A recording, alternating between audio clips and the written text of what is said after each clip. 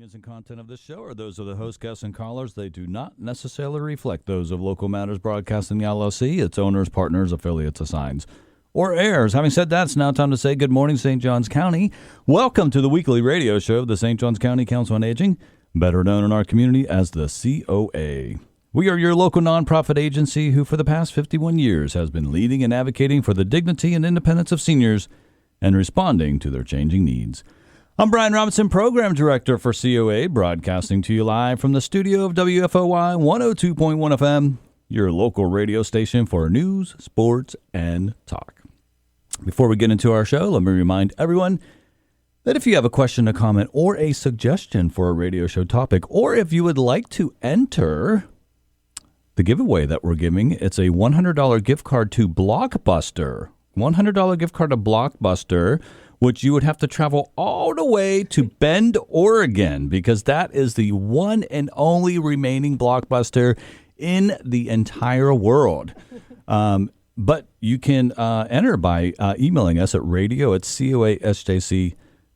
Again, that's radio@coasjc.org. And if you've been listening to this show for any length of time, you know that I am kidding about that. So we do not have a $100 gift card to Blockbuster. So do not email me about that, but you can email me with any other questions, comments, or suggestions about the radio show.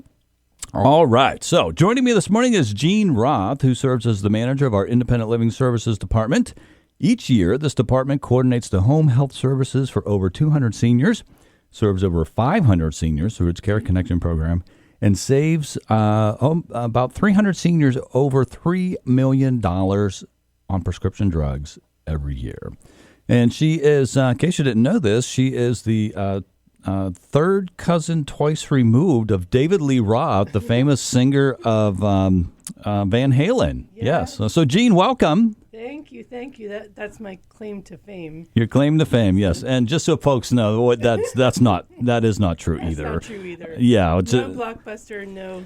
Yeah, no relation to David Lee Roth, as far as you know. I mean, maybe if you do some genealogy research, and we have somebody on staff that works for us that is big to genealogy, and so maybe she could do some research for you. That would be fun on her free time, of course, to see if you are related to David Lee Roth. So, anyways, that would be fun. But anyways, we are. That's not why we're here this morning. We are here to talk about the Independent Living Services Department, which works diligently to help seniors stay in their homes.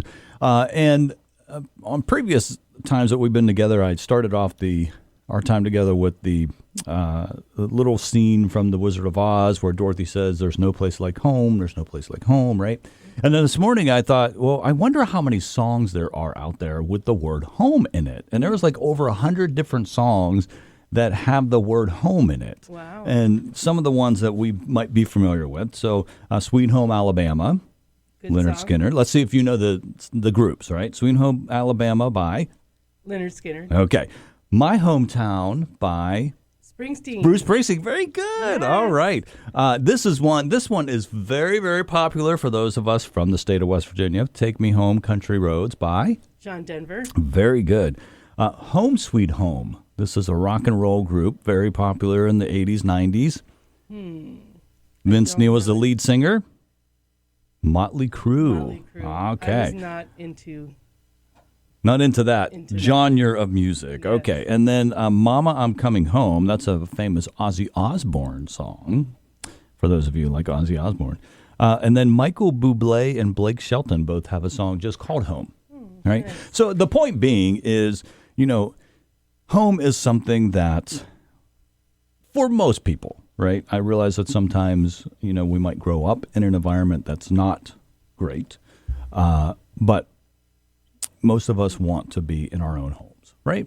And so that is your goal as the manager of the Independent Living Services Department, is to help seniors stay in their homes as long as possible. So if you would, and I realize you've been on the show before and some people listening might already know this, but there might be somebody tuning in this morning who's tuning in for the very first time. They're just like scrolling through looking for a good song, and they came across my amazing voice. Yes. And they're now listening to us on the COA Weekly Radio Show. Educate folks about the home health services that your team coordinates and the step-by-step process seniors must take to receive these services.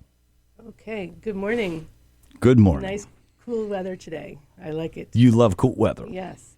So, so the Independent Living Services Department, our goal is to help folks age in place at home, as you've already said. So we provide access to in-home services to help folks remain safe at home. We use government funding, so there's federal funding and state funding. And also county funding. And county funding, yes, and donations. Yes, absolutely. Yes. And the way that folks can get these services, which consist of Meals on Wheels, personal care, which means help with a shower, some light housekeeping, errands, daycare for folks who have a cognitive impairment, and respite in the home. These services can be accessed by ElderSource, getting on a wait list with them. They're the Area Agency on Aging in Jacksonville, and folks would need to call ElderSource and do a wait list assessment. So the wait list is, of course, long because it's a government funding. And the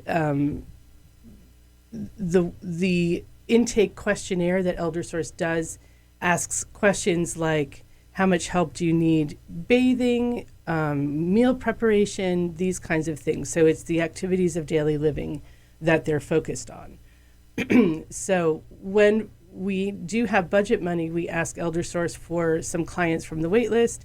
They provide those. I will call and offer our services, and then a case manager goes out and does an assessment. And together with the client, we create a care plan of which services they need to remain safely at home. So some of the programs have a small copay. That's the state programs. The federal programs don't have a copay. That's the Older Americans Act, if folks have heard of that fund. And that's the federal, and it's voted on by Congress. It's typically been well supported for decades. It was passed in the 60s, created by JFK, and then signed into law by LBJ. Mm-hmm. And this Older Americans Act is meant to help seniors who initially it was meant to help seniors who are living in poverty have sort of a leg up and have some healthy food and services. So the first place to start is ElderSource. Yes. And a phone number for them? So the phone number to get that intake assessment with ElderSource is 904-391-6699. 391-6699. And you can also go to their website, myeldersource.org, to find information as well, which would include the phone number. So if you didn't get a chance to jot that down, myeldersource.org. All right, we're going to go ahead. We're going to take our first commercial break right now. We'll continue our conversation with Jean Roth, the manager of our Independent Living Services Department, right after these messages.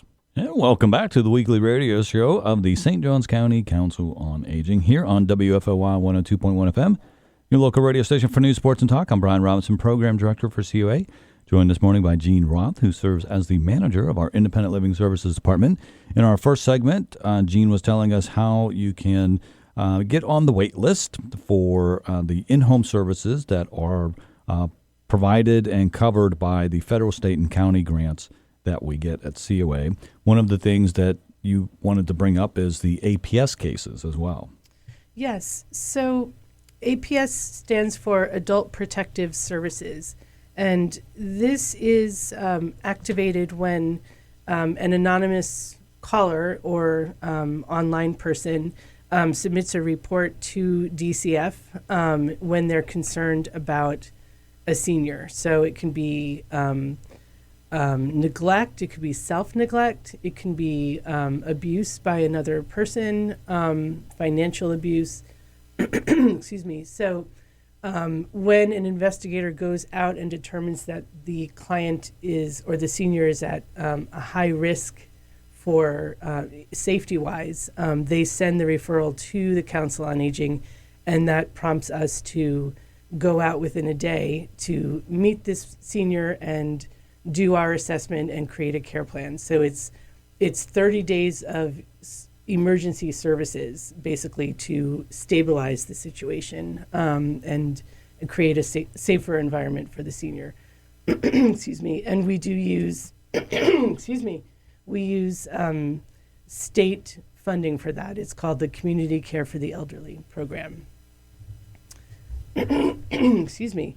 So we last year we had 13 APS cases, and we're able to serve them all, and that's a very valuable part of our funding.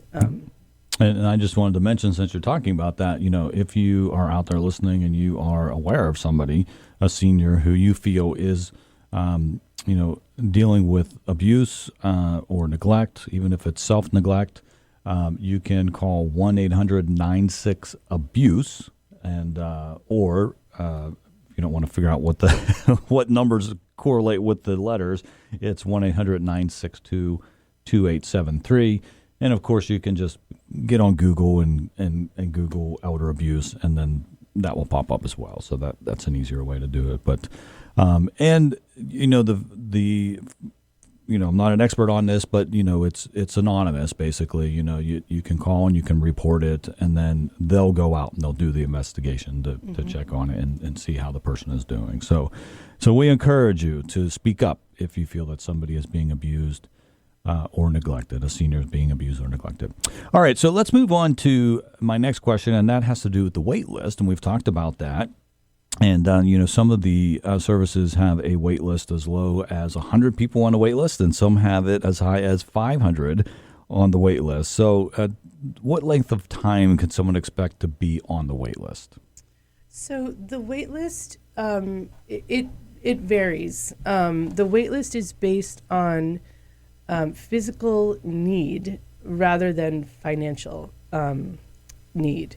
So if someone calls in and does that waitlist assessment with ElderSource, and the answers to the questions like how much help do you need with bathing, if the caller says I don't need any help, and much of their answers are in that same tone, they're going to be lower on the waitlist because they evidently don't need as much help as someone, for example, who is bedbound and needs total assistance. So the wait list, there's really no way to say how long someone will be on the wait list, but again, the answers to the questions and the physical need rank you higher, and then you get help sooner. Yeah, and I think what people need to understand is we only get so much money every year, and that money only goes so far in serving seniors, and so that's why it takes so long sometimes to get off of the wait list. And so, if you get that higher ranking, then of course you're going to come off the wait list sooner. If we had all the money in the world, we could serve every senior that's on that wait list, and that would be fantastic, wouldn't it? There would be no wait list. Yes. But, one of the things, that I've mentioned before, and that is the goal is to help seniors stay in their home as long as possible. And that's what these services do. And, anytime one of the seniors that we've served passes away, it's a bittersweet moment because, of course, we're sad that the person passed away. But if we were successfully able to serve them the entire time and keep them in their home, then it's also a moment where we kind of celebrate because we were able to do that for them, right? We were able to help them stay in their home all the way up to the point where they passed away. And, when you think about your home, right? And that's, these seniors have worked their lives to pay on that mortgage, to then own the home, all the upkeep that's necessary. Insurance continues to rise and just to be able to, all the personal sacrifices that they've made to own their home and to stay in their home. But then there's all the memories, right? All the memories of raising their family there. And especially if you're a senior, you're at the point where your spouse has passed away and your children are older and maybe they've moved away, right? But you still have all those memories that are there, right? Good and bad, but you're going to focus on the good ones, right? And so that's why we want folks to be able to stay in their homes as long as possible. So, but what we do encourage people to do is maybe you're at a point right now where you say, oh, I really don't need much help. Go ahead, contact Elder Source, do the assessment, get on the wait list, and as your condition changes, if it changes, then you contact Elder Source and give them an update, which could then give you a different ranking, just so that you're in the system, right? So that maybe 6 months or a year down the road, when you really need it, you'll be further along on that wait list. Exactly. And in a better position to get the services. And then Elder Source will also call you once you've established yourself on the wait list. They will call you annually for a reassessment. So as you said, a person can also call if their condition changes within that year, but Elder Source will be contacting. Now, Elder Source also, when they're doing that waitlist assessment, they are also assessing seniors for the Medicaid long-term care program. So I want folks to be aware that they will receive a letter from Elder Source after their intake assessment detailing their rank and score, and then if they're eligible for that Medicaid long-term care. Okay, great. Well, we have a couple more minutes before our next commercial break. Let's talk about prescription drug assistance. Last year, the program saved almost 300 seniors over $3.1 million. How does this program work, and how can seniors get signed up for it? So our prescription assistance program is coordinated by Tina Brofil, who's a nurse, a registered nurse, and she has been doing that job for more than 20 years. She will come out and do an assessment with you and talk about which medications you're taking and let you know which drug companies are able to provide some assistance. Some drug companies, there's different medications that are covered. Not all of them are, and it changes apparently from year to year. But Tina will diligently work to do all of the paperwork for you. She will go to your doctor's office and pick up the medication or pick up the prescriptions. And she's just phenomenal. She really is. And, I've mentioned this before on the air. I mean, she has a landline, she has a cell phone, she has a fax machine in her home, and she is working on all of those simultaneously, sometimes working on the things for different people because she might be on hold with the place on her landline, and then she's calling somebody else on her cell phone. So she just is amazing at what she does. And I do want to mention that this is made possible through a grant from the UF Health Flagler Hospital. So they've been funding this program for many, many years. And we just want to mention on the air that we sincerely appreciate their support of this program. All right, well, we're about to go to our next commercial break, so we'll continue our conversation with Jean Roth after these messages. And welcome back to the weekly radio show, the St. Johns County Council on Aging, here on WFOY 102.1 FM, your local radio station for news, sports, and talk. I'm Brian Robinson, Program Director for COA. And before we continue in our conversation with Jean Roth, who is the manager of our Independent Living Services Department, let me mention to you that next week in the studio we will have COA's Development Manager Amy Robinson and COA's Communication Coordinator Carolyn Carger in the studio. So tune in next week to hear what they have to say. And so we were talking about prescription drug assistance, and you kind of highlighted that program and how that works.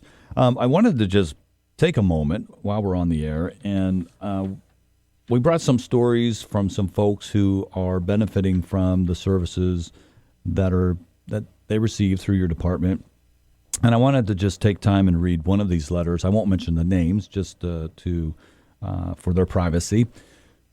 But this one says, I am writing to express my heartfelt gratitude and appreciation for the outstanding care my mother has been receiving through ADI and HCE programs with COA. So before I continue, to explain real quick to our listeners what ADI and HCE means, because one of the things I had to learn when I first started at COA is all these acronyms and what they stand for. So explain that briefly before I continue with the letter.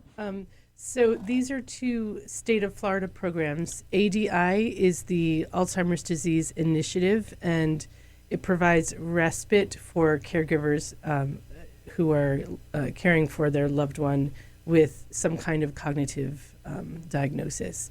And then HCE is home care for the elderly, and that is a program that provides a small subsidy to the caregiver to help them pay for just some small expenses like groceries for the person they're caring for, or prescriptions, and there's also some supplies that can be ordered under that funding. And again, these are our state of Florida funds. And again, the state ones, sometimes you have a small copay as well. Yeah. HC, of course, there's no copay because it's, you're receiving a subsidy. But the ADI program has it's very small copay. Okay, great. So let me continue on with the letter. She continues and she says, the support, compassion, and professionalism shown by the staff have made an incredible difference in both her quality of life and mine. In particular, I would like to recognize her case manager, Lulu Harrison, for her exceptional dedication and attentiveness. Lulu's caring approach, guidance, and consistent, boy, I can't speak this morning, consistent communication have brought our family so much comfort. Her efforts have ensured that my mother's needs are always met with kindness, dignity, and respect. Since enrolling my mother in the program, I have noticed how much more comfortable, engaged, and supported she feels. The attentive care she receives not only brings me peace of mind, but also allows me to manage my daily activities with less stress and worry. Knowing she is in such capable and caring hands gives me the reassurance I need to balance my responsibilities while still ensuring her well-being. The program has truly been a blessing to our family, from the thoughtful activities designed to keep her active and social to the personalized attention given to her health needs. Every aspect has exceeded our expectations. I truly believe this program has enhanced her happiness and helped ease the challenges that often come with aging. Please extend my sincere thanks to Lulu Harrison and to everyone involved in making this program such a success. Your dedication and commitment to the families you serve are deeply appreciated. We love letters like that, don't we? Oh, that's beautiful. Yeah, because you and your team work diligently, tirelessly to make sure that our seniors are served with these services. That there's a lot of work that goes into it, and a lot of times you don't get to hear these type of words of appreciation. So it's nice to receive a letter like this from somebody who is appreciating the services that they are receiving. So I just want to commend you and your team on the amazing work that you do to serve our seniors through the Independent Living Services Department. So let's jump now, if you don't mind, to another program that is under your supervision, and that is Care Connection. This program is donor-funded, provides services with the assistance of many volunteers. Last year, Care Connection served close to 600 individuals by installing grab bars, cutting grass, constructing wheelchair ramps, distributing assistive devices, dog food, cat food, and other items. So why do you feel that this program is so important to our seniors? So Care Connection is vital because it helps seniors live more safely at home. So whether it's, as you said, installing a wheelchair ramp so that they can actually come into and out of their home, that's a huge gift to someone if they're able to maintain that independence. The grab bars, other devices, these are just essential for safety. And part of our mission is to help folks age at home or age in place. So the way that Care Connection helps folks stay at home safely is it's paramount to our mission. So with the wheelchair ramps is donor funded. This whole program is donor funded. We also have volunteers that work in the office. We have one staff person, and the rest are volunteers. Yeah, and again, and we've mentioned this before on the air, but as you just mentioned, it is donor funded, completely donor funded, and so we rely on donations to keep this program going. And so if you're out there listening and you would like to support a great program that serves seniors and helps them stay in their homes, Care Connection would be a great program for you to support. You can go to our website, coasjc.org, and on there you'll find a place to donate. And when you make that donation, you can type in there that you would like it to go towards Care Connection. You could also mail it to us. That's 180 Marine Street, St. Augustine, Florida, 32084. And make sure that you put a little note in there that you want your check to go towards Care Connection. You could also stop by and stop into our development office, and you'll get to see my lovely wife, Amy Robinson, and her staff that are working diligently to raise funds for COA. And you could say, I'm here to support Care Connection, and you can give your donation to them, and they'll make sure that it gets to that department so that we can keep it going, because these are important services.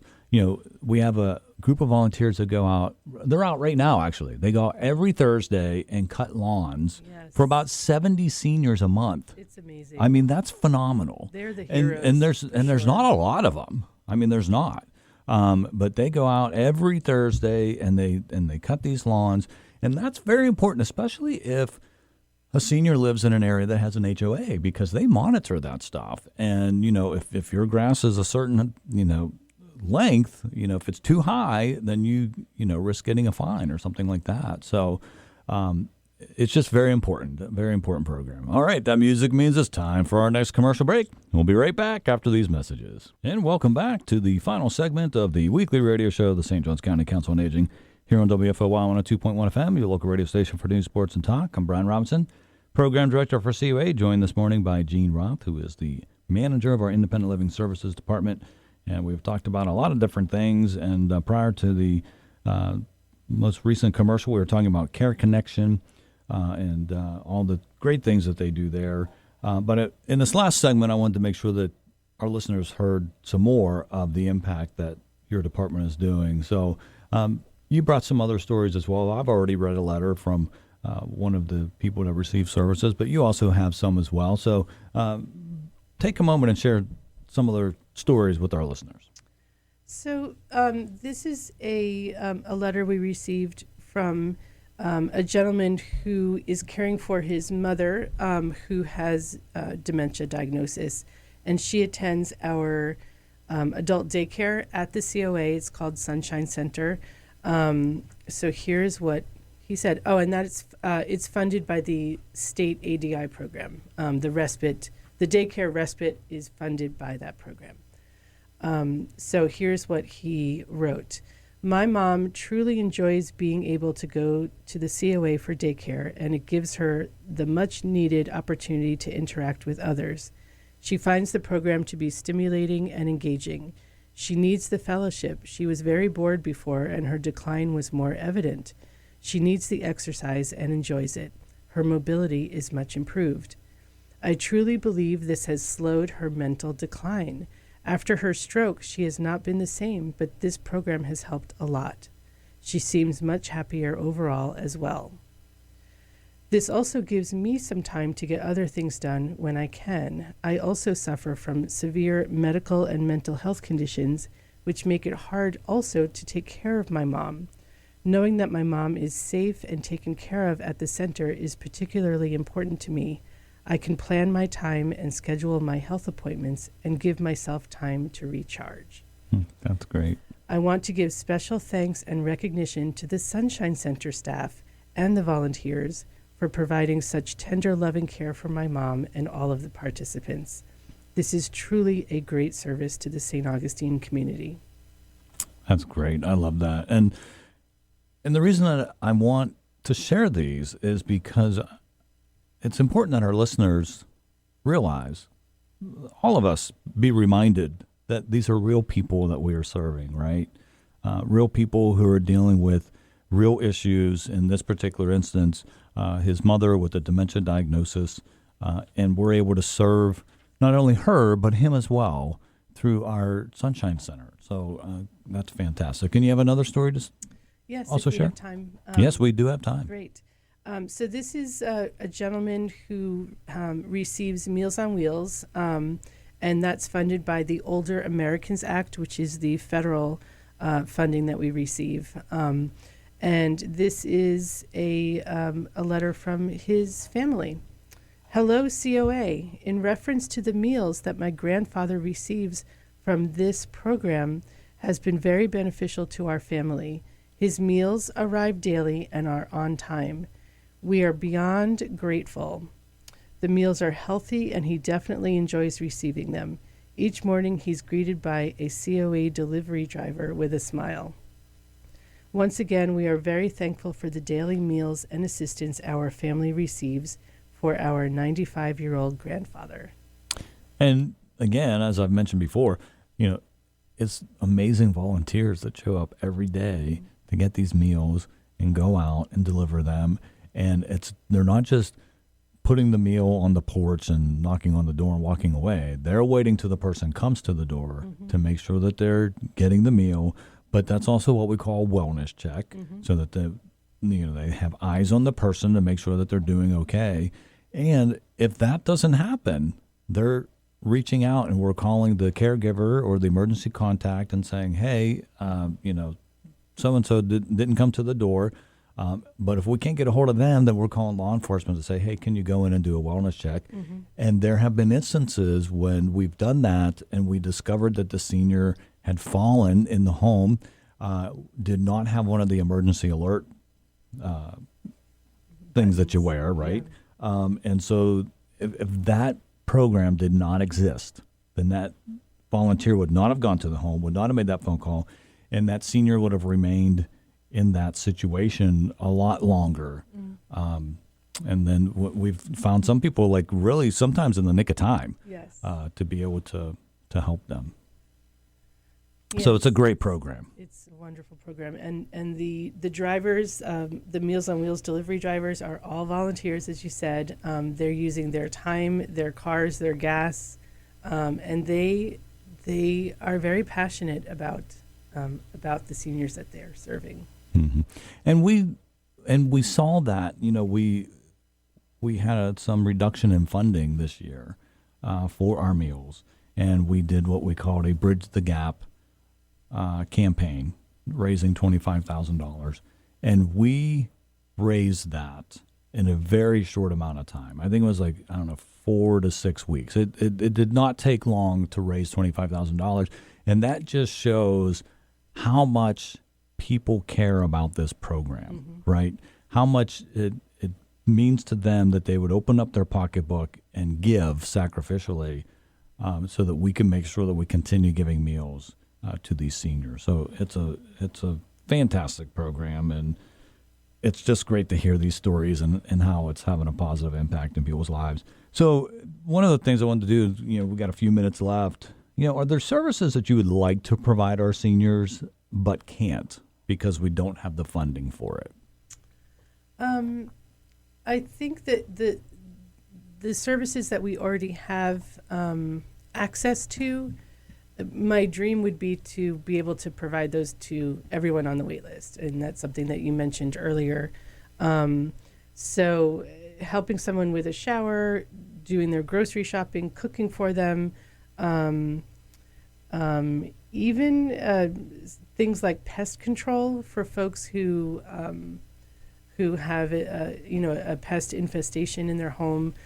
These are all things that we already do, but we don't have enough funding to do for everyone that we need to. So I think other things like equipment, more support for Care Connection, the lawn crew, I think can always use some more help. So I think my dream would be more funding. Mm-hmm. I think as a program director, I get to oversee all the different programs, and I would love to see someday in the future perhaps our own a separate senior center to serve the deaf and the blind. Like I think that Yeah. I just think that would be great to be able to do that, to serve that demographic of people. Yeah, we don't have at this time we don't have any seniors that we're serving in the home with those conditions. But I know that in the morning program in the senior center there's a couple of folks. Yeah, we do have a few deaf, a couple blind folks as well. But it just would be nice to just have the funding to just have a designated center for the deaf and the blind. You know, we have the deaf and the blind school here in St. Augustine for children. Yes. It just would be great to be able to serve that demographic of seniors. So, all right. Well, we are approaching the end of our show. Jean, thank you so much for being on. Thank you. All right. Nice And thank to you all spend so much some for time. listening. We'll be back in the studio next week with Amy Robinson and Carolyn Carger. Have a great week, everybody.